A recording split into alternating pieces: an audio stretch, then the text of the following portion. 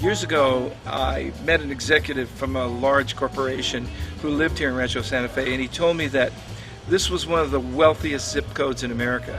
This little village almost gives a hint of a European flavor to it.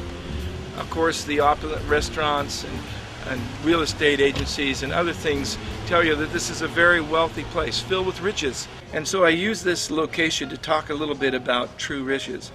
In Romans chapter 11, verse 33, the Apostle Paul says, "Oh, the depth of the riches of the wisdom and knowledge of God, how unsearchable his judgments and his paths beyond tracing out." There is a kind of wealth that goes beyond what you can experience in an environment like this. And that kind of riches, that kind of wisdom is eternal, of greater value than anything you could ever imagine. And that's what God is looking for us to discover. One of the things that wealthy people have the privilege of doing is collecting art.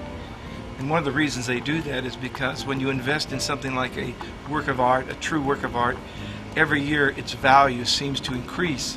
The longer it exists, the more it's worth, especially if it's done by one of the ancient masters.